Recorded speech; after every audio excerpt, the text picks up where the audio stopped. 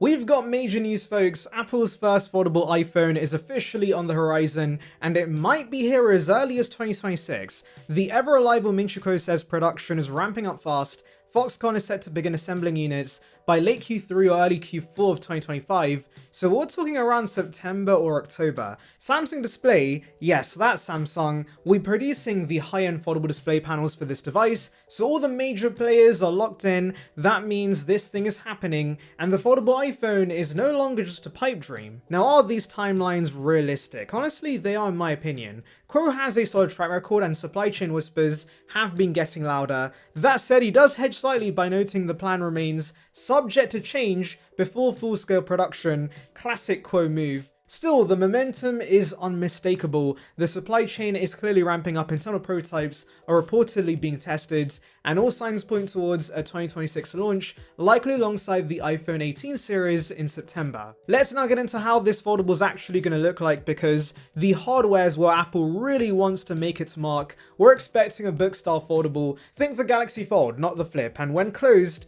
the outer display will be around 5.5 inches, compact and ideal for one-handed usage. Open it up and you're looking at a massive 7.8-inch panel. That's basically an iPad mini that fits in your pocket. Both displays will feature LTPO technology, meaning variable refresh rates up to 120Hz. That's the same ProMotion tech you get on Pro iPads and iPhones, so animations will be buttery smooth, and the panels will be power efficient. The inner display resolution is rumored to be 2713 by 1920, while the cover display will clock in at 2088 by 1422. Both are expected to be in a 4:3 aspect ratio, which is perfect for multitasking, reading, and video playback. But here's what's going to blow people's minds. Apple's reportedly aiming for an almost invisible crease. They're going all out. They've partnered with lens technology to source ultra-thin glass that integrates a touch sensor directly into the panel, eliminating the need for an extra layer. This cuts thickness by nearly 20% and reduces weight while increasing brightness and clarity. If Apple pulls this off and the crease really is invisible, then they're already ahead of Samsung. Even on the current Fold, the crease is very much apparent. Now let's talk about the form factor. Unfolded, this foldable will be 4.5mm thin. Yes, thinner than the 12.9-inch iPad Pro, which is 5.1mm. Folded, we're looking at something in the 9 to 9.5mm range. That's still thinner than Samsung's latest foldables. So yes, this could be Apple's thinnest and most impressive hardware design yet. And to make that possible, Apple's using a titanium alloy chassis with a hinge mechanism made from liquid metal. This isn't sci-fi, it's patented, and Apple has reportedly already been testing this material in other devices behind closed doors. Liquid metal offers both strength and flexibility. It does resist dents better than titanium and maintains structural integrity over time, even after thousands of folds. Add in titanium and stainless steel, and this hinge is going to be rock solid. Plus, Apple's patents reveal some wild innovations: flaps inside the hinge that reduce display stress, built-in heating elements to prevent cold weather failures, and a proprietary hinge system that evenly distributes pressure. All of this tells me one thing: Apple's trying their best to solve the long-standing durability issues that have plagued Android foldables, and considering how massive Apple's user base is, they have to get this right. One faulty hinge, one viral video of a crease forming mid-use, and the whole product line could be doomed. So Apple's playing the long game here,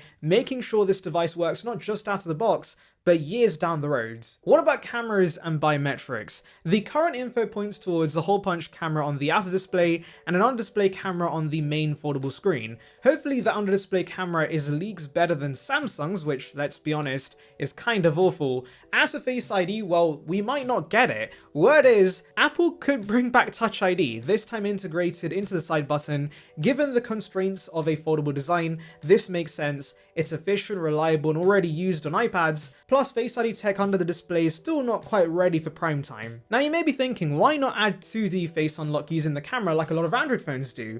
Well, Apple cares a lot about privacy, and ultimately I doubt that's secure enough for their standards, so expect this to only feature Touch ID. Quick break: if you've been following all this and you're into rumor roundups like this, do me a favor, hit that subscribe button. It helps the channel out and you'll be the first to know when Apple leaks drop. Thank you. Back to the foldable iPhone, software-wise, don't expect iOS stretched across a bigger screen. Instead, Apple's likely to load this device with iPadOS. That means proper multitasking, split view, floating windows, and a layout that actually makes sense on a large device. This won't feel like a gimmicky product, it's gonna be a proper productivity machine. Imagine working on multiple apps side by side, responding to emails while watching a video, or dragging and dropping files between applications, all on a device that folds in half. This sounds amazing. Battery life is a major question mark. Foldables are thin, they have hinges, and space is at a premium, but Apple might have a trick up its sleeve. Rumors say Apple's using a 16nm display driver down from the current 28nm, which drastically improves efficiency. Combine that with Apple's rumored A20 Pro chipset and software optimization, and battery life might be better than expected. No battery capacity numbers yet, but don't be surprised if Apple does exceed expectations in this aspect. Also, Apple might go with a dual cell battery setup. That's something Samsung does with their Fold devices. It helps balance power across the two halves of the device and does improve thermal performance. And we all know that Apple loves efficiency, so don't rule out some surprise wins when it comes to battery longevity. Let's talk about the elephant in the room, price. Rumors say the foldable iPhone will cost between $2,000 and $2,500. That's nearly double the price of a Pro Max. So who is this for? Well, clearly not for the average consumer. This is a Halo product, a tech flex for Apple's most loyal fans and early adopters, and people who want to have the most premium device money can buy. Apple plans to only build around 15 to 20 million units across 2 to 3 years, and Samsung's expected to provide 7 to 8 million of these foldable panels initially. So clearly Apple's testing the waters, not diving in all the way just yet, but hopefully this does catch on and it does become cheaper, because it would be nice if foldables became more accessible. But even as a niche device, this does make sense. Think about it, this device can essentially replace both an iPhone Pro Max and an iPad mini. It offers the best of both worlds in one single form factor, and Apple knows there's a market for that, especially with things like content creation and mobile gaming becoming more important. This form factor has real appeal. Also, let's not ignore the bigger picture. Apple is not stopping here. Foldable iPads and even foldable MacBooks are rumored to be in development, so this foldable iPhone is a test bed. If the Hinge design, display tech and software experience hold up here, Apple will scale it. Expect a foldable iPad in 2027, maybe even a 20-inch foldable MacBook by the end of the decade, and those also will be very exciting. So the big question is, will you buy this? Would you drop $2,500 on a foldable iPhone?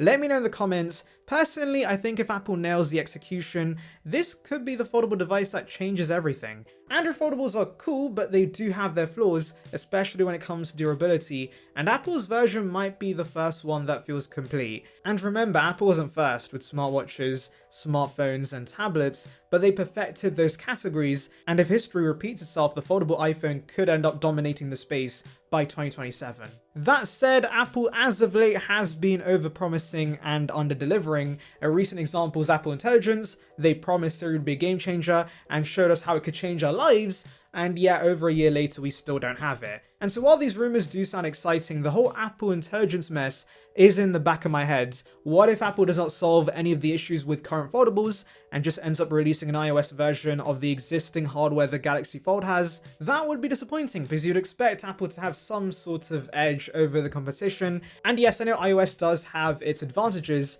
but I'm expecting hardware improvements, and so I'm hoping Apple doesn't let us down and they've learnt their lesson. If you're gonna promise something, you better deliver on it. Thanks for watching, everyone. Like the video if you enjoyed it, subscribe for more Apple leaks and analysis, and I'll catch you in the next one.